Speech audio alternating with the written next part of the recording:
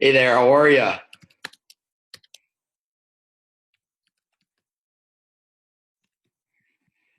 Can you hear me, Steve? You just got to hit the lower corner. There we go. I think that's working. Is that better? I think we got you. How's it going? I'm good, man. Thank you. Looking lean and mean right now. Oh man, not even. Not even, man. Especially with just sitting around all day, I put some serious pounds on. Are you on the COVID-19 diet? Dude, yeah, the corn 15 is what I'm calling it. I like that.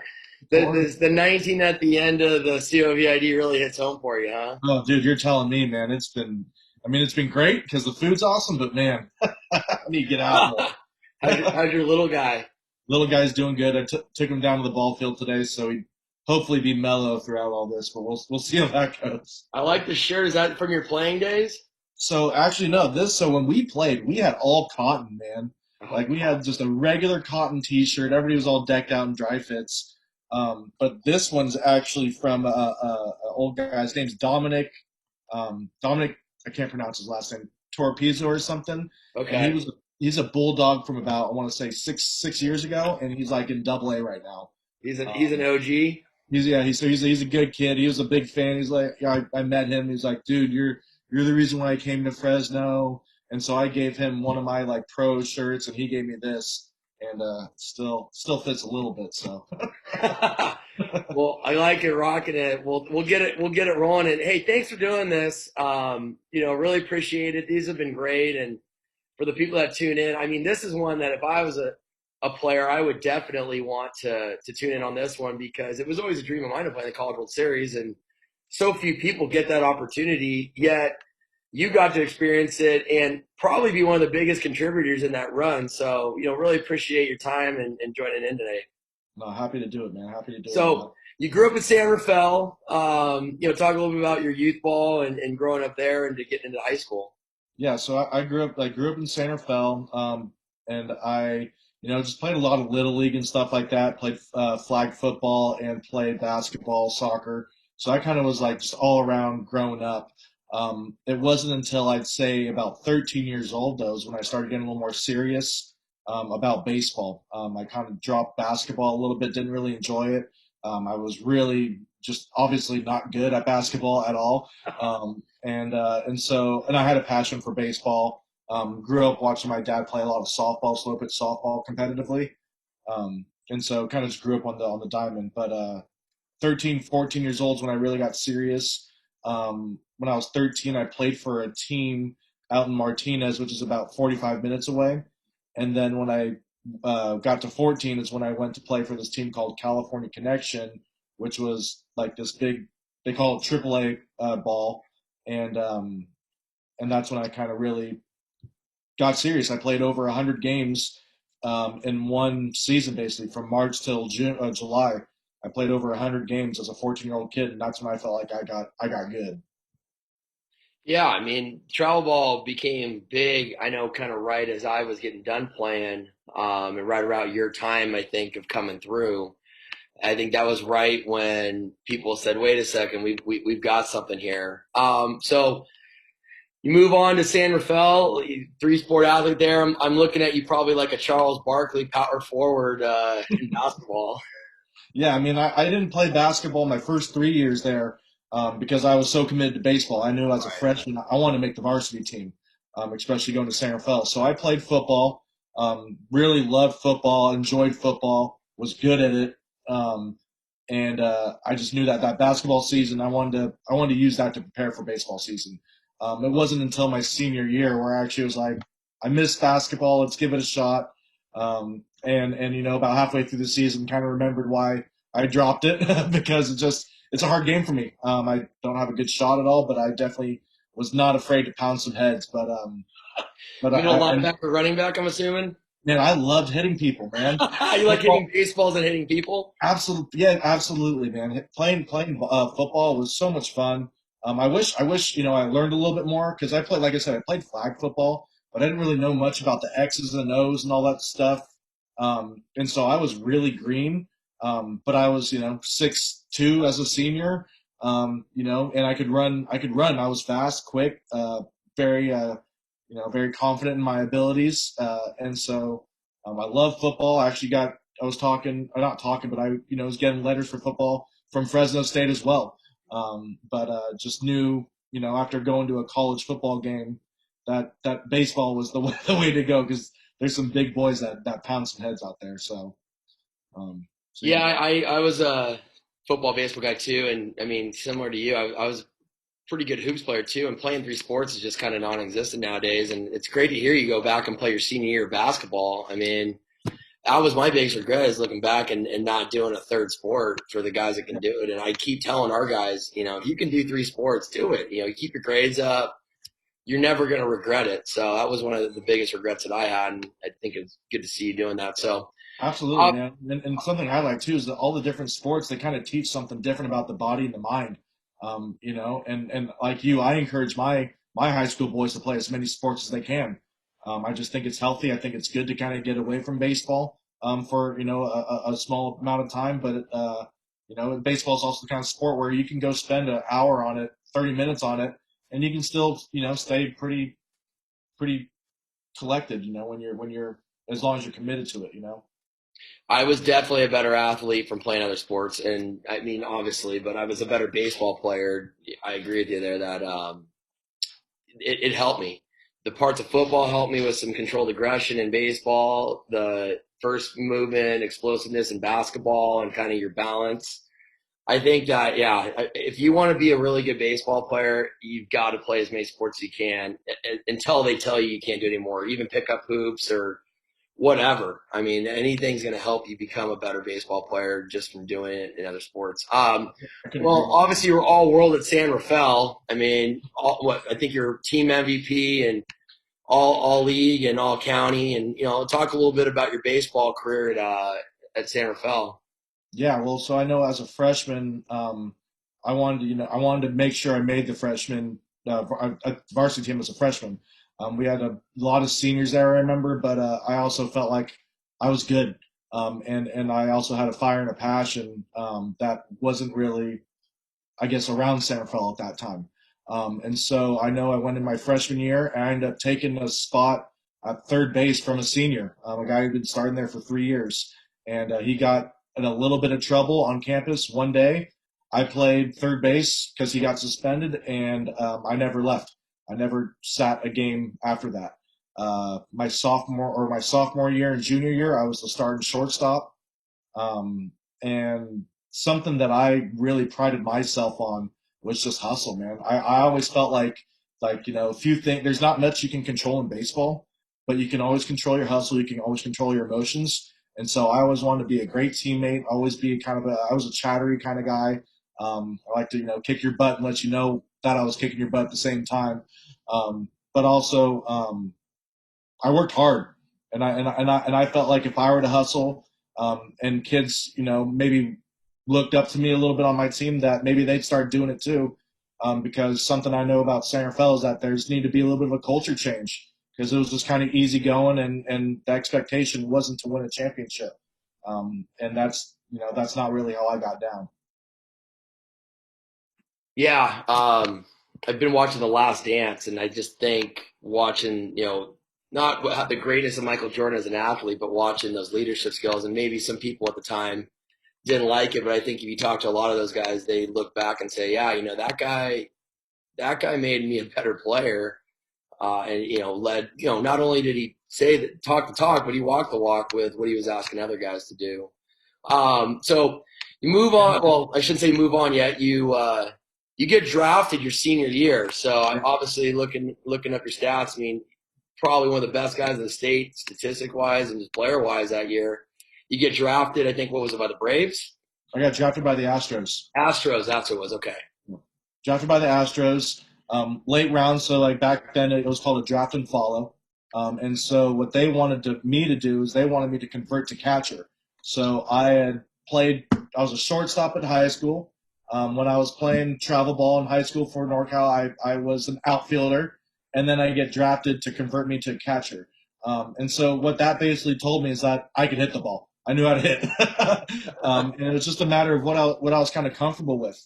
And so, getting drafted was huge, because that's what really started getting me on coaches' radars because like you said, I wasn't a big time recruit. I wasn't talking to a ton of schools. I was talking to USF a little bit, and I know that was a school I really wanted to go to because it was close to home. Um, but when I got drafted, it kind of just opened the door to all these different colleges because I was uncommitted and I was planning on going the JC route. Just to kind of show that, hey, I can ball, I can play. I want to go play with some junior college kids to show that my abilities are where they are, and then have an opportunity to go on to a D1. So I wasn't extremely highly recruited through my high school at all. So when did you actually get recruited by Fresno State? Was it your senior year?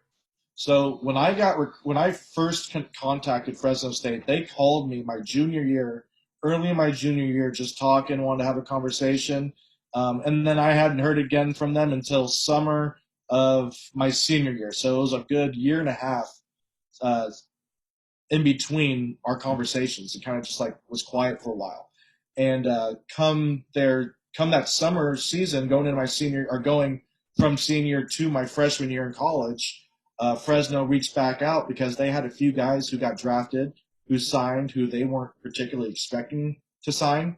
And so they had a little bit of scholarship money left over, and I was the next guy on their list. And so they came out to, I want to say, 4 or 5 games over that summer and just performed. I know growing up, my goal, like, of course, I want to be a Major League Baseball player. It's what we all want to do. But my goal growing up wasn't to be a Major League Baseball player. It was to be a Division I baseball player at a great university. And I know, before Fresno, when I was a senior, their team was ranked top 25. And so when they called, like, of course I'm interested.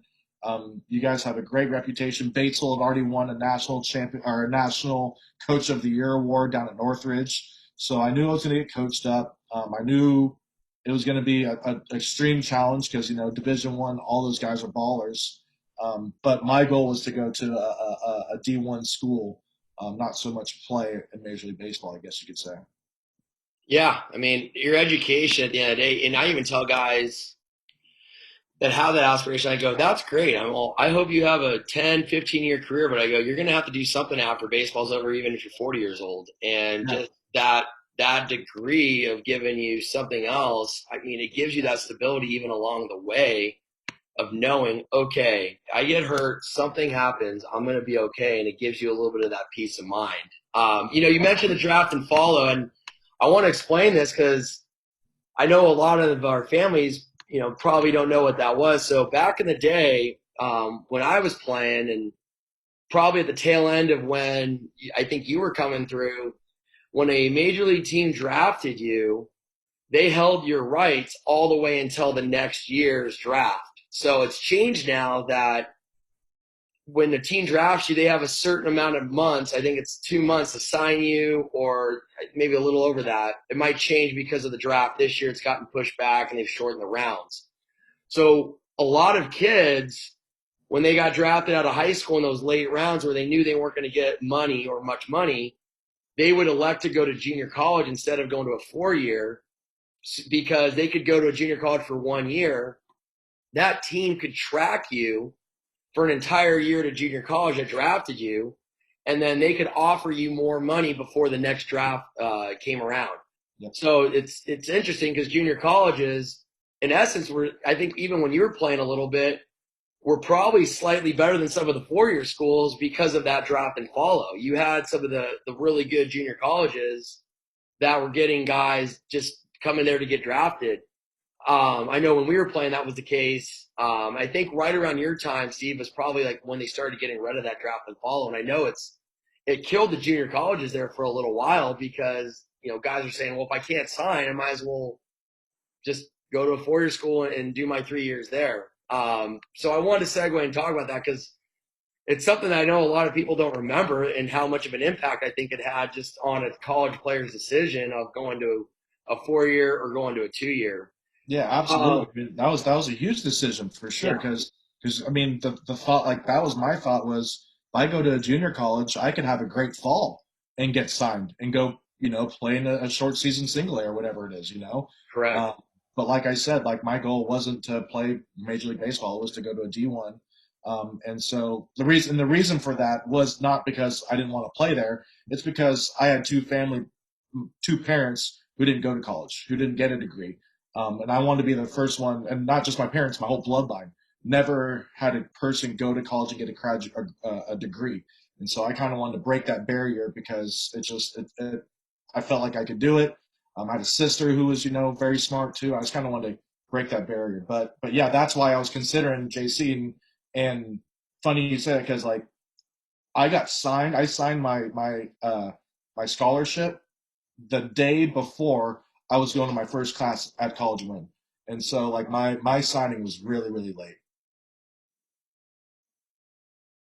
I mean, I try to tell fans all the time that they just don't. When I hear people being like, "Oh my God, I'm a freshman and sophomore, I'm not getting recruited yet," I just am like, "You're crazy," Yeah. because they don't understand that you can't sign a letter of intent anyway until your senior year in the fall. I think it's November. They might have changed a little bit now, and then they can sign you all the way up until the day of first school. So there's guys that have said, hey, not a really good option is presented itself from a 4-year standpoint, commit to a junior college. And if a 4-year school comes along in June or July, they can still go to the 4-year school. It's not like, oh, well, I signed up to go to junior college. It means I can't go to a 4-year school now. Yeah. So it's such a good, segment that we have. You're just on that alone of your path of where you went to Fresno State, but along the way, the other options that you potentially could have had that would have been just as fine also. Yeah, I mean, But I had my classes, I had my books, I was ready to go, yeah, and took one trip down to Fresno, and sure enough, I come back home and pack it up and get on the boat and go. yep. So you arrived at campus at Fresno State. You're a freshman. You go from being a 4-year starter, big man on campus, to back to the low man on the totem pole. And talk a little bit about your first year there. So when I went to Fresno, I signed so late that the dorms were already full. So I didn't get to actually even be in the dorms with all the other freshman players. They moved me into a house with two other sophomores, Erick Wetzel, who was our second baseman, Danny Grubb, our catcher, and Gavin Hedstrom, who was our middle infielder, center fielder, ended up being our center fielder. And so I'm moving into this house with guys that I have no idea who they are. They've already been together, lived together for a full year, and on top of that, not one person from Marin County was at Fresno State from any year. So I'm going into a whole new world. Growing up, I grew up in San Rafael, but my parents are West Marin people too. So it's a different world down there, from West Marin to Fresno. And so that first year, it was a lot of learning. It was a lot of growing. But the thing that really stuck out to me, and I'll remember this, it was the very first practice, is how good everybody was. I remember I was in my first hitting group. It was our first time we took batting practice, and I'm in a group with Tommy Mendonça, who's he played up to AAA. He won the College World Series MVP actually. And so this guy is hitting the ball 500 feet over and over and over again, putting them up balls up on the weight room. And I'm like, man, like these are freshmen. These are guys I'm competing against. And so it was just the biggest slice of humble pie you could ever get on that first day. But I'm stubborn and I wanted to compete, and I knew that I just had to get better every single day.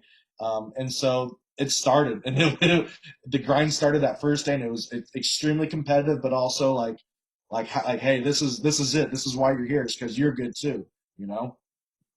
I like that.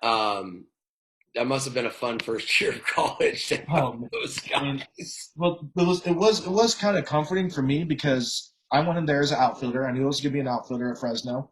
Um, they and when I went there, there were three juniors who were all projected to get drafted already in the outfield.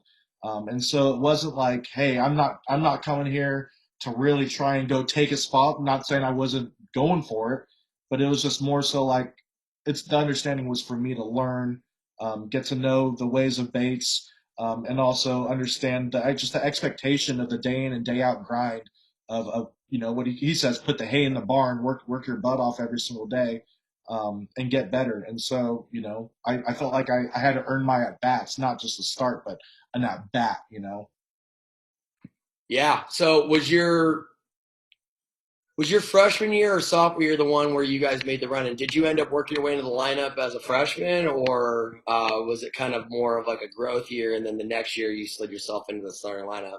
Yeah, so my freshman year, I only got 40 at bats. I didn't start at all. I mean, like we had Suzdorf, who was in left field. He got drafted in the 20th round. Brian Lappin was our center fielder. He got drafted in the 17th round. And Ozzie Lewis was our right fielder, the position I was going for. And he still got drafted in, like, I think the 26th round or something like that. So all of our outfitters got drafted, and I'm a freshman in here, who's just trying to figure out the ropes. So I didn't play much at all my freshman year. A lot of learning, a lot of growing, which was the expectation. But my sophomore year, once those three guys were gone, with the exception of Suzdorf because he came back, there were two opening spots in the outfield, and I know he brought in a few JC guys. There was the stellar freshman Trent Soares that came in, and so it was that sophomore year. It was a battle. Every single practice was like I'm fighting for a spot, and you felt it.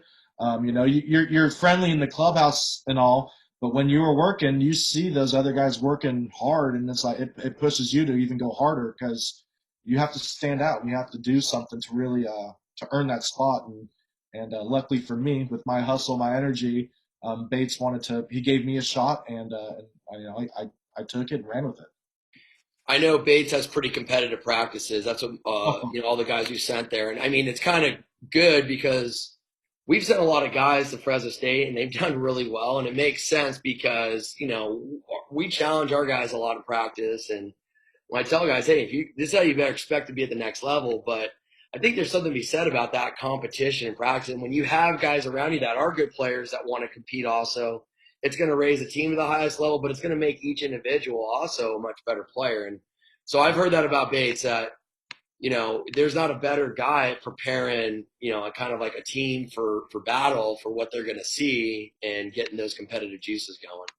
Yeah, I mean, because he's not getting a lot of these SEC guys and these big time 5-star recruits. He's not getting a lot of those guys, but he gets guys who work hard. He gets guys, like the bulldog mentality, I guess you could call it, where these guys are scrappy. These guys listen. These guys are willing to adjust, and they compete. That's one thing that I loved about RO8 team was that whole group are just a bunch of stubborn competitors who just would not give in to anything. Like I rewatched the game for the first time in 10 years, and I remember the commentators talking about how we all take at bats like Batesville. We're all grinding out at bats, and it's true. Like we were getting into bullpens, which is why we were able to put up runs late in games too and win games like that. Yeah, that was a fun year to watch, and I want to start getting into that championship run. So you guys started out the year, your sophomore year, and you guys were just kind of like 500 hovering around it. I bet you if you asked anybody on your team, I think they would even say that we didn't think we'd win a College World Series championship. Not initially, but as you guys got rolling, I think the belief started happening. Let's talk about that great run. I mean, that's stuff that uh, we all dream about of going to a College World Series and getting a championship. But I bet the journey of getting there is probably the most memorable part of it all. So take us through your midway through the year and you're getting towards the end of the season. Yeah, well, I'll start with this. Like we went into the season ranked. We were ranked, I think, 24 in the nation, Okay. but very quickly that went away because we started the season 9-12 with not the hardest schedule. West Coast baseball is always good baseball, Mm-hmm. but it's we were 9-12, and so our rankings went down really quickly. And I know even before, like we were grinding, we were 500 all the time, up and down, flirting with 500. But I know right before we went to the WAC tournament, just to even get a bid to the regional, we had lost 2 games to Sac State. We had a tournament or a 4-game series at their house, and we split with them. And we thought we were good, man. We thought we were good. But when we split with them, it was kind of like we need to figure this out. we need to do something different because we felt like we were the better team, and to split with them going into a WAC tournament, it wasn't acceptable at that time. And so, especially with the fact that we had just lost our ace Tanner Shepers, he hurt his shoulder, and so we didn't have him for the rest of the year. So we had a little powwow, talked a little bit, and we went into the WAC tournament out in Ruston, Louisiana, at Louisiana Tech, and caught fire, and absolutely caught fire. And I felt like once we kind of learned how to win, and it wasn't so much about trying to grind through the season. It was win today, win today, win this at bat. And it really started becoming every pitch was so important. It kind of slowed the game down in a way. And so I felt like when we went to the WAC tournament and we were rolling, we were kind of like, okay, like where are we going to go? Where are we going to go? Who are we going to play against? Really hope it's not Fullerton because we just got done losing to them twice in the championship game in the regional back-to-back seasons. So it's kind of like where are we going to go for this regional? And are we going to get a seed? Are we going to get a high seed or a low seed? Because we know we had the expectations early in the year. They called your regional the regional of death, right? Or what was the nickname of it? The regional of death, man. It was the regional of death. That's the best thing about West Coast baseball is that like when the regionals come out, they put the West Coast teams together and we just beat up on each other, man. There's no, there's a lot of conferences out on the East Coast and in Central America that you never really even hear about. But out here, you got the Big West, Pac-12, the WAC. Like there's real baseball out here. And so when we went to the regional of death, we had Long Beach, which I think was like ranked sixth or seventh, and then we have USD, who's ranked 13th, and then we have Cal, who has Tyson Ross on. It's like, all right, like thanks guys, you're just throwing us to the wolves, like. And of course, we get the 4 seed, so we're like, one thing about the 4 seed that I remember vividly, which is hysterical, is when we had our what's it called, the banquet, the pre-banquet before the whole regional starts. They let Fresno eat dinner first because they say, hey, let's let Fresno eat first, the number 4 seed, because they're not going to be here for too long anyways. And and No and way. absolutely, and they said this over, and we're like, what's that about? Like, what's that about? And like I remember us eating dinner. We're all like, we're not pissed off, but just kind of like that was like not called for. And then we get back to the hotel and we're like that's not cool. And we've beaten all these teams in the regular season. We've beaten USD. We beat Long Beach at your house on the Tuesday. We beat Cal. It was like, let's go. Like you just, like the last dance, Jordan, you want to turn us up? You want to flip a switch? Like that comment really got us fired up. I'm sure Bates all just that fired him off Oh too. yeah, man. I can only imagine what he was thinking. Um, you know, but he did a pretty good job of throughout that whole run, just kind of letting us go because we weren't this big gung ho in your face kind of team. We were loose. We were goofballs. We were having fun and playing stupid games in between innings. That's just kind of our character. And so that's why I was saying, like, we were like, what's that about? But it wasn't like it got us riled up like it probably did for base. That's good. I did not know that. That Yeah. was pretty funny. I, So you yeah. get to the regional and you have your dinner and they're discounting you guys, and so you get into regional play. What happens? The magic starts. Yeah, so we like right out the gate, we get Long Beach, we're getting their ace, and but we go into it feeling confident because we had already beat them at their house once before. That's actually where I tore my thumb. My tendon was sliding headfirst at a Long Beach game on a Tuesday, just a regular game. And so we got there, we played Long Beach, we knew how to play there because if anybody who's played at Long Beach knows that it's a graveyard, ball does not go anywhere. Yeah. Um, compared to Fresno, where it's an absolute Throw the airport. ball down the middle of the plate and make them beat you around the yard at Blair Field. Yeah, absolutely, right. And then you got these fences that are 400 feet around basically the entire field. So it's like it was a completely different kind of game that we had to play, and we executed it perfectly. The key to winning a regional is winning that first game, so you don't have to go to the losers bracket right away. And so when we handled Long Beach, it was like we can do this.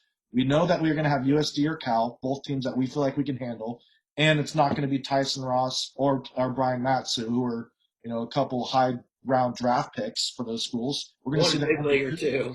Yeah, yeah, right. And well, both of them are big leaguers. Oh, you're right. I Matsu, forgot about that. Yeah. yeah, Matsu was with the Orioles for I think 6, 7 years or something. Yeah, you're right. Tyson Ross he's still in it, right? He's still Yeah. doing it. Yeah. So we didn't have to face a big leaguer.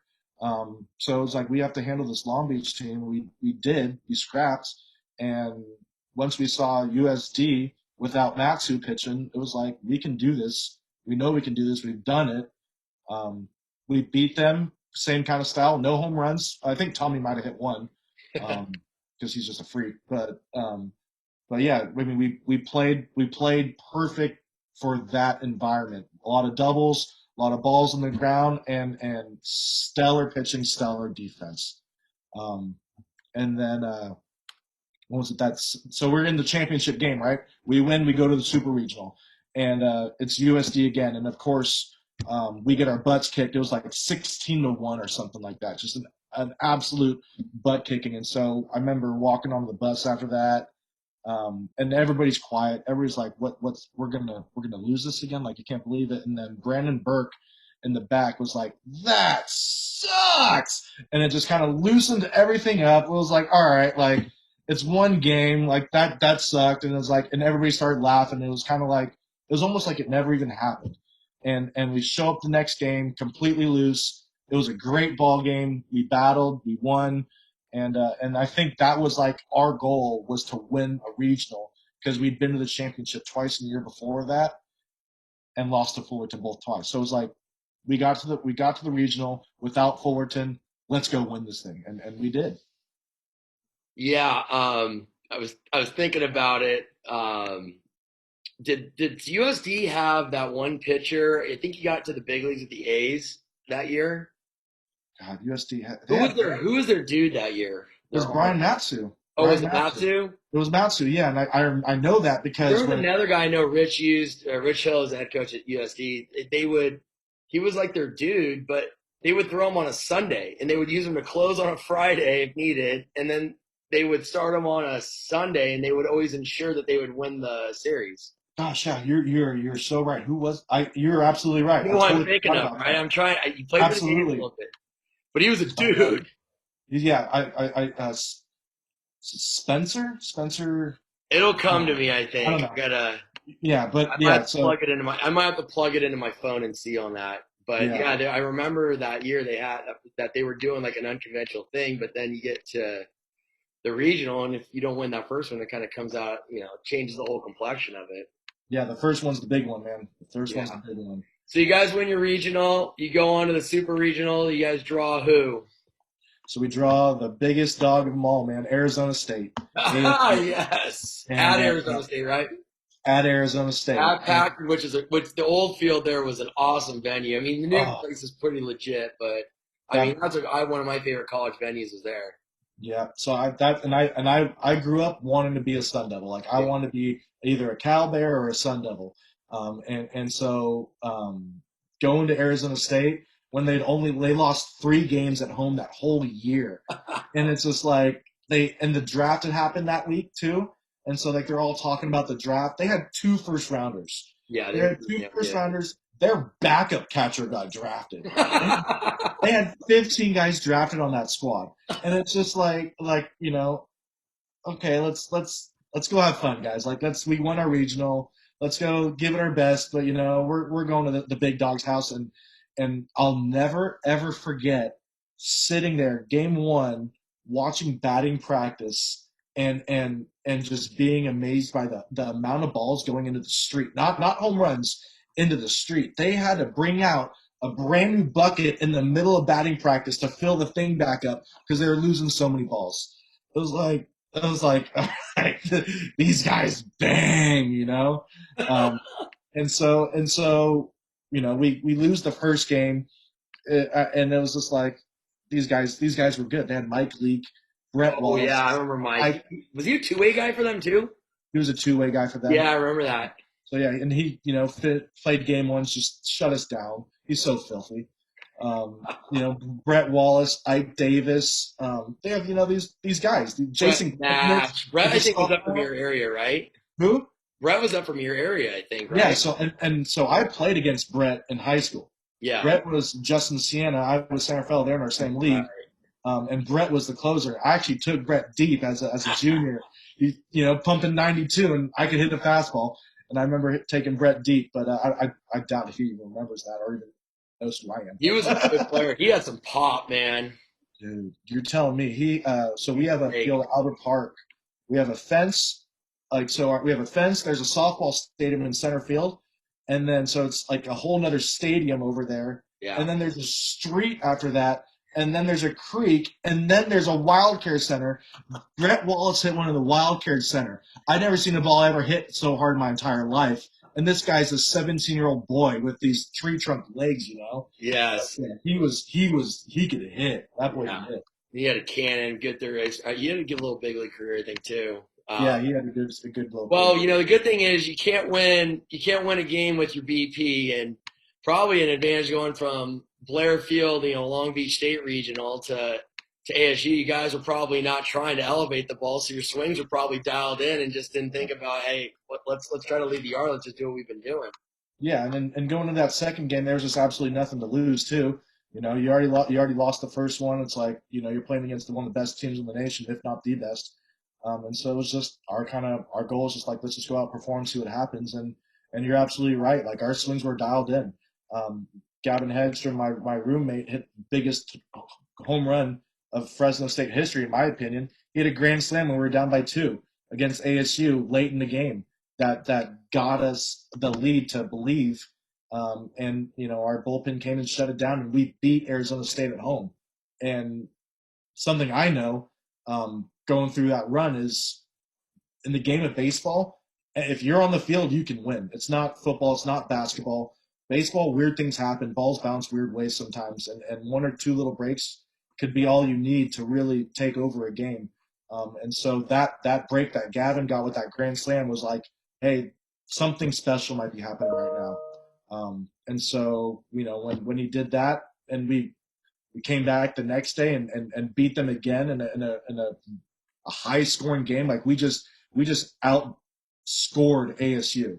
Like that's when I feel like when we beat Arizona State, that's when I felt like we believed that we could win this whole thing, no matter who we were playing, because those boys were monsters. That was the train, and that's any championship run. I'll tell you right now, just knowing that you get that point where you're like, yeah, I think we can do this. Like, I think we're legit. And we had it in high school where we got down the stretch and it was like you guys. I'm like, I don't care if you throw the San Francisco Giants out there right now. Like we're beating whoever you throw out in front of us. So it's a good feeling when that happens, especially as a team.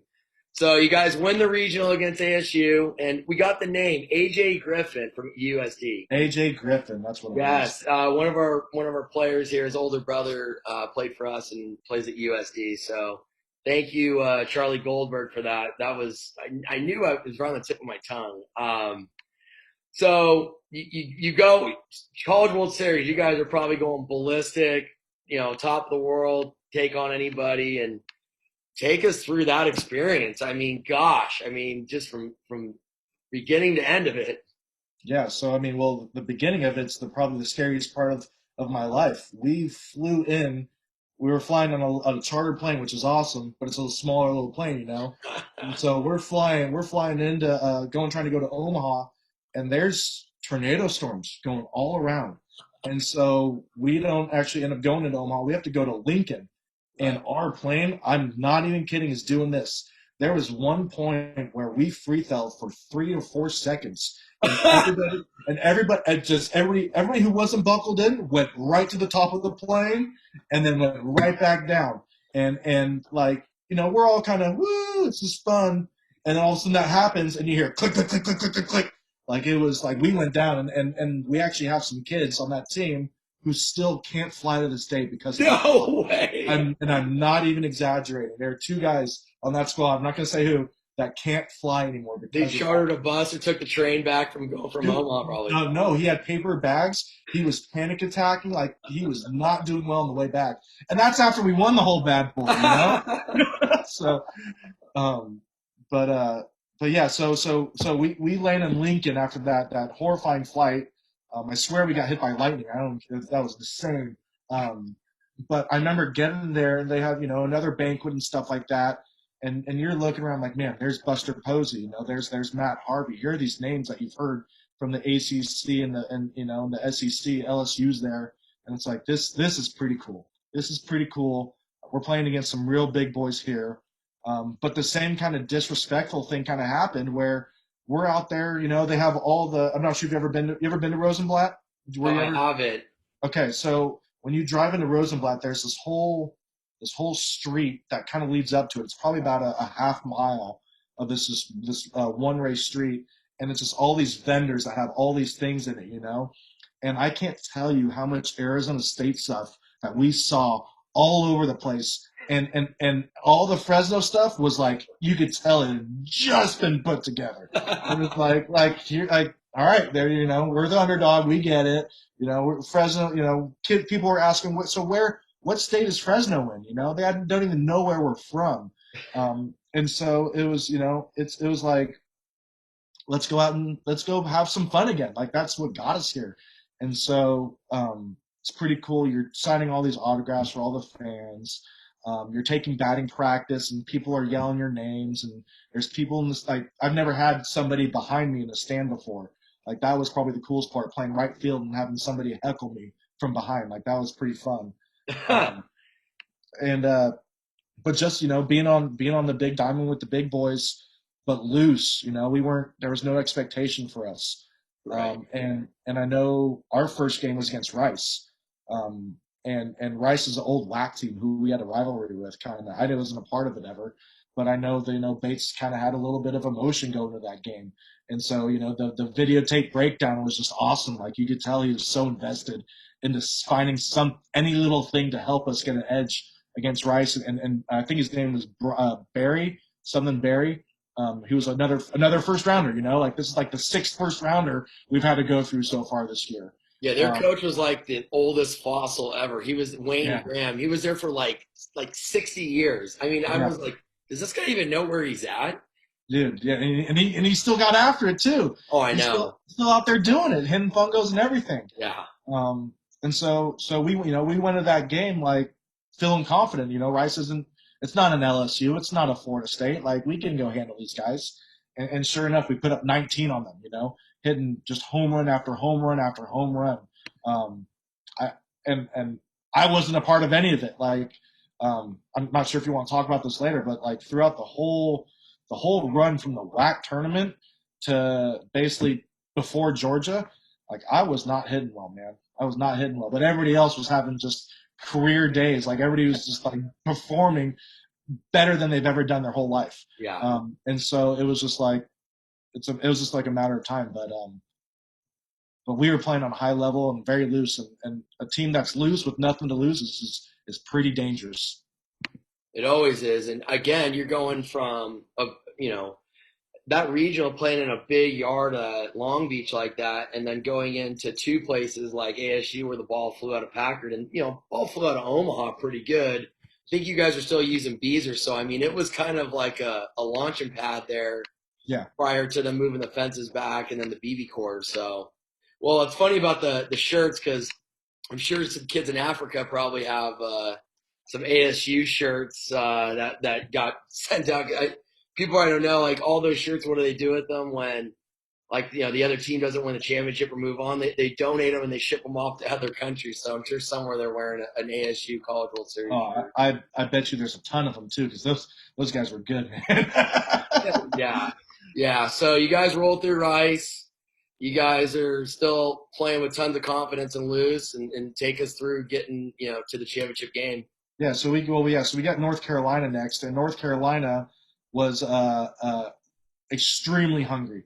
And the reason I say that is because they'd lost the championship 2 years in a row to Oregon State prior to that.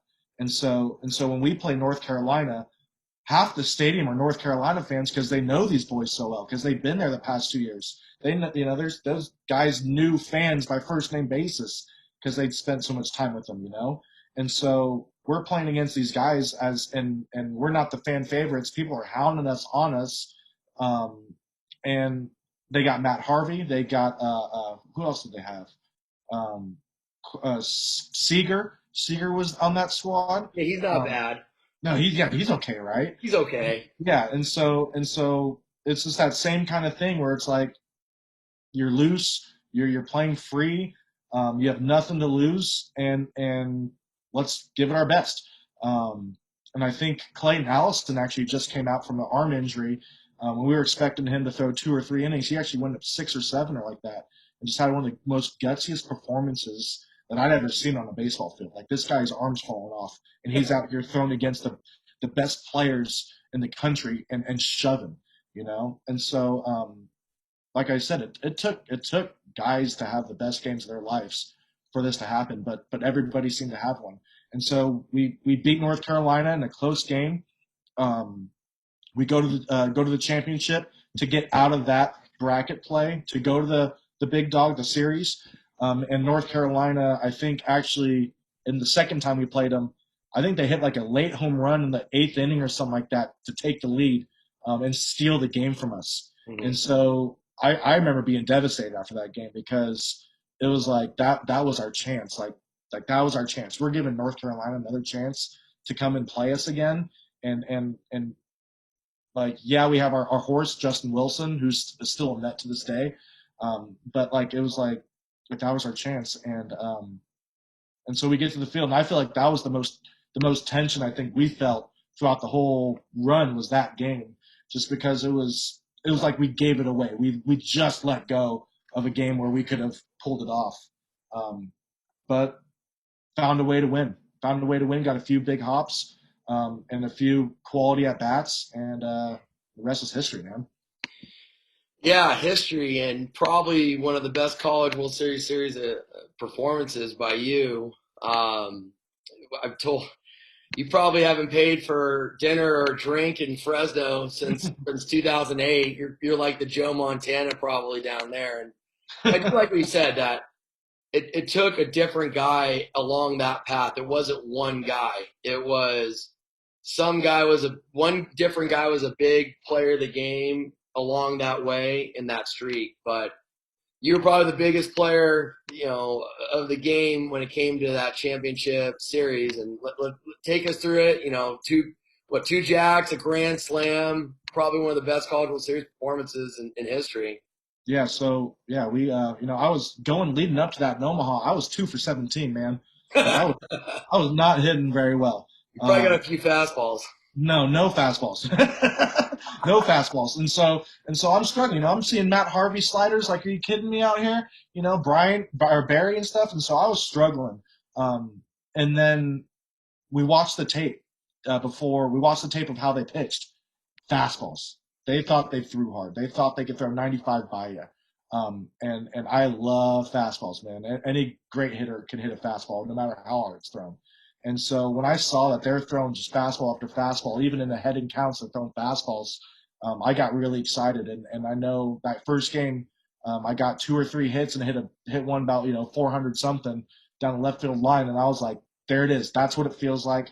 Time to get going. And so that's when it really turned on for me, was when I got just a couple more fastballs to square up. Um, and so, we win that first game. We lose the first one. We win the second, but that last game, man, like that's the out of body experience kind of thing, where you did it, but I can't tell you where I was or how I was feeling or even any memory, because you're just so focused. You're so focused on that task at hand, grinding every single inch, every single second out of the game, and just putting your whole heart and soul into it. And I remember walking into the dugout at the end of the game and like, did that just happen?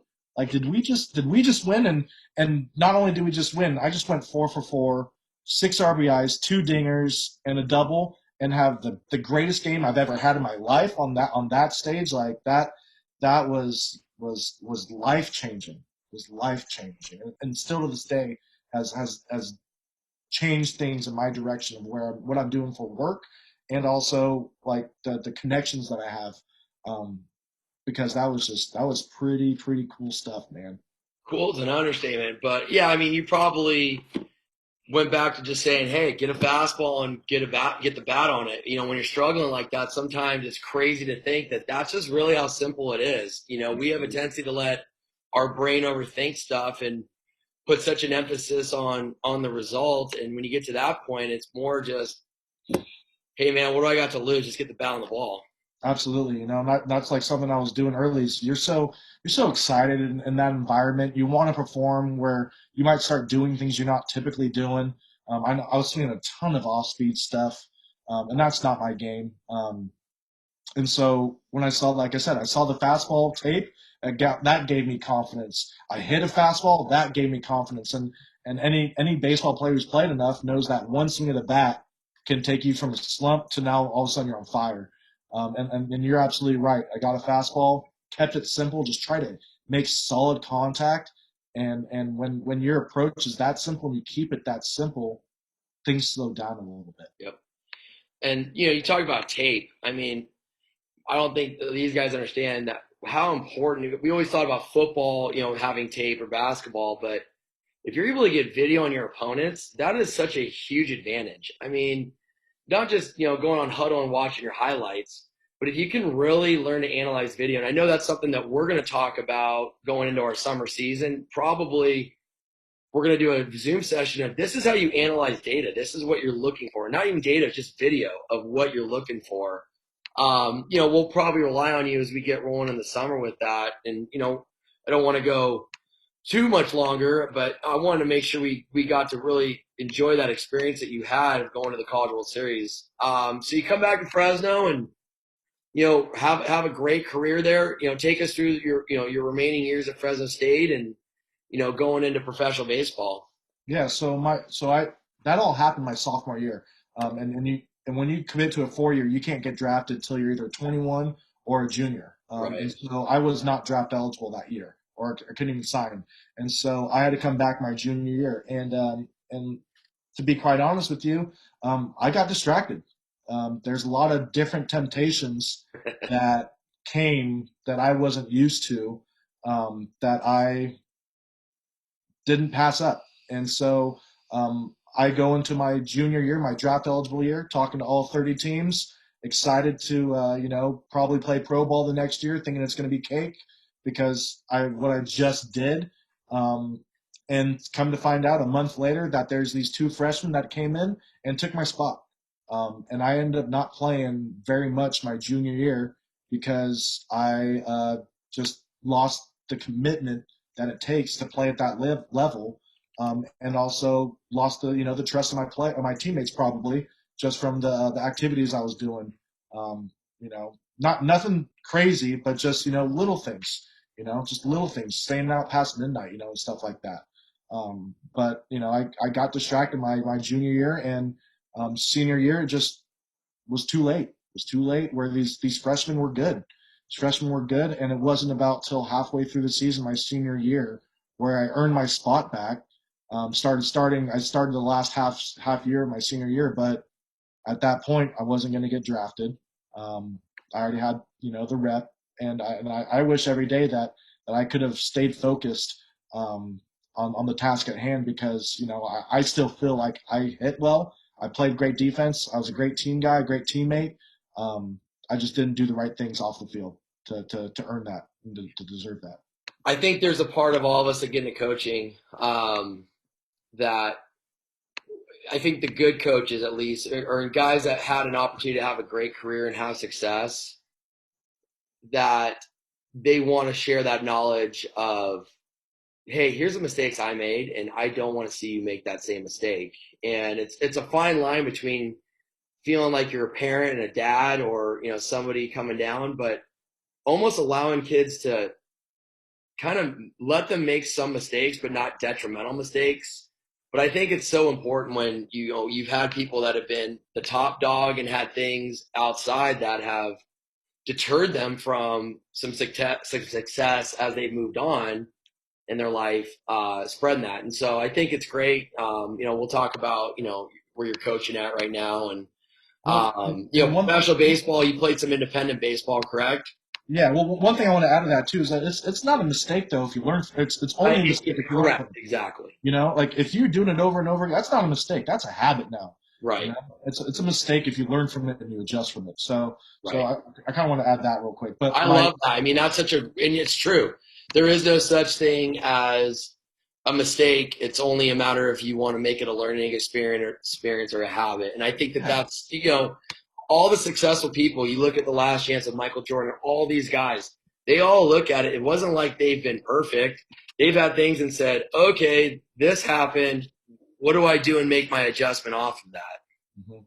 Yep. Like Scotty still regrets to this day that he didn't go on that play. You Yep. know, Yep. and that's so true because I got things that I wish I never wish I would have gone to bed a little bit earlier a couple nights a week. So Right.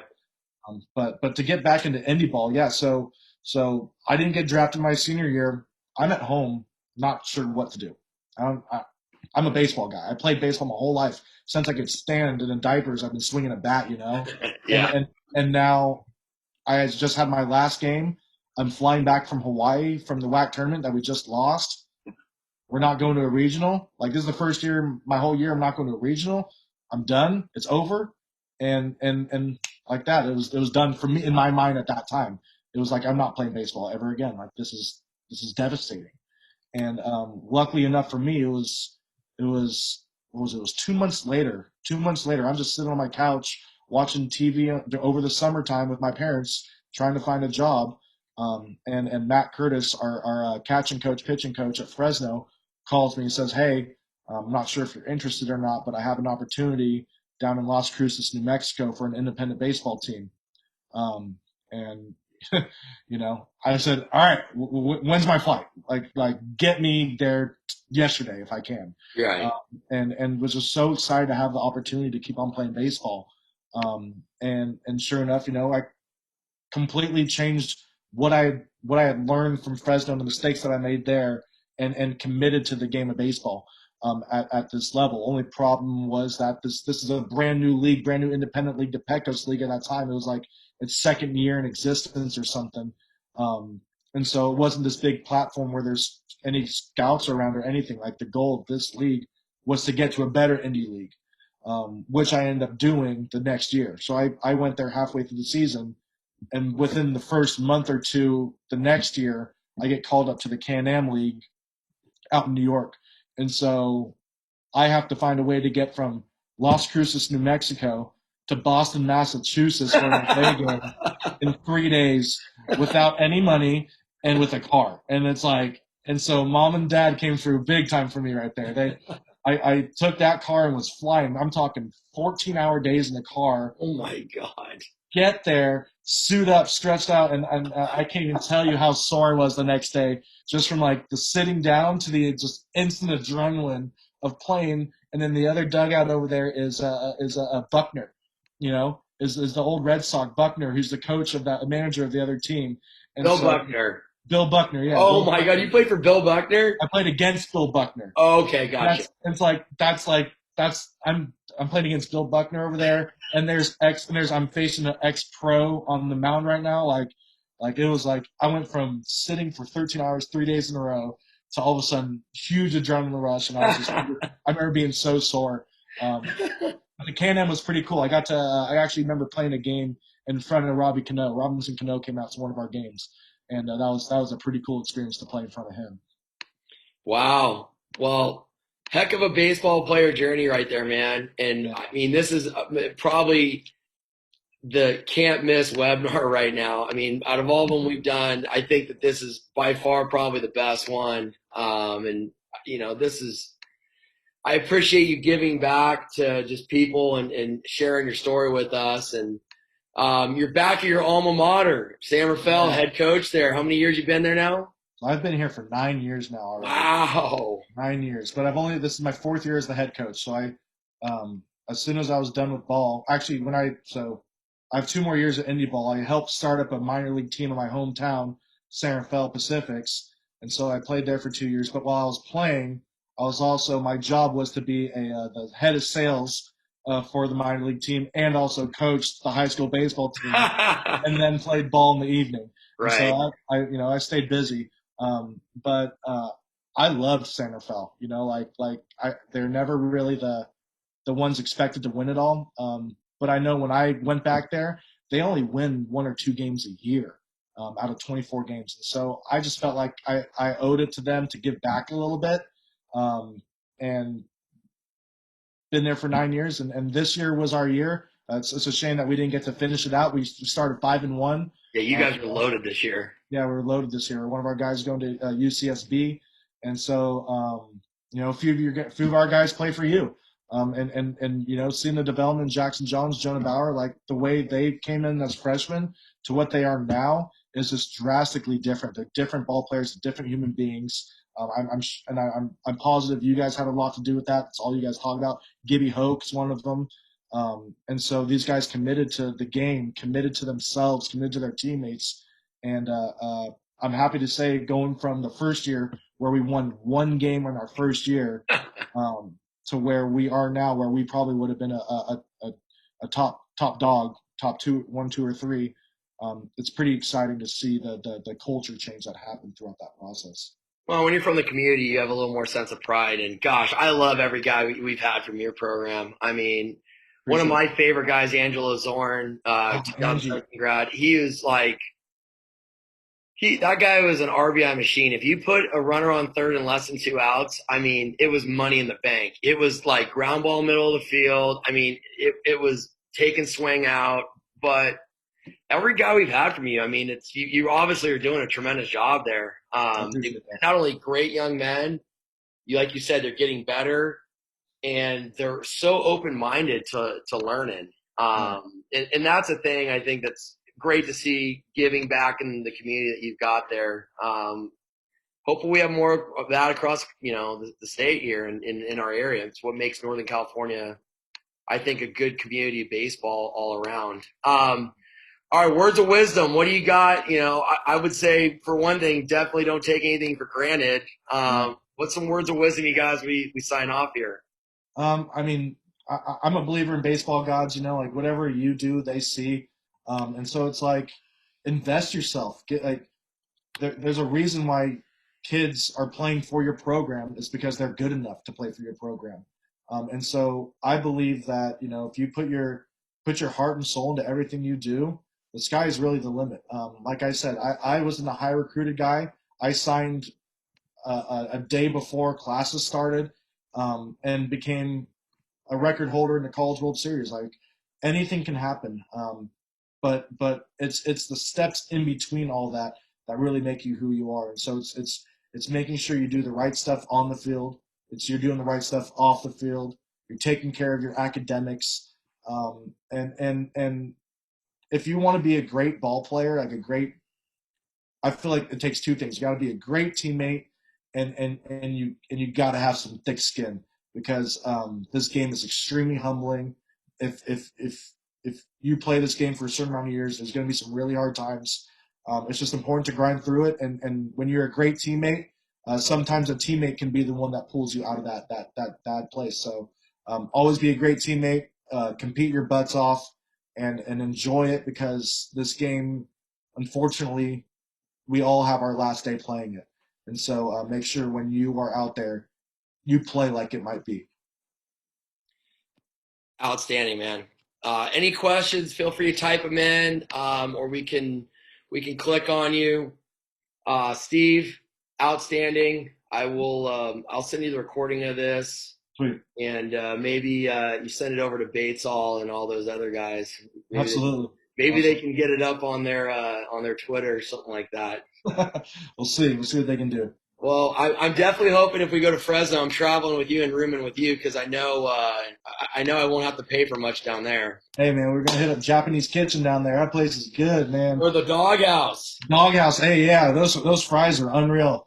Yes. Those fries, the tri-tip out there, yeah, buddy. Oh, yeah. Yeah. Well, thank you, everybody, for tuning in. Steve, thanks once again. I'll catch up with you and see everybody at our next webinar. Thank you. Thanks, man. Appreciate it, man.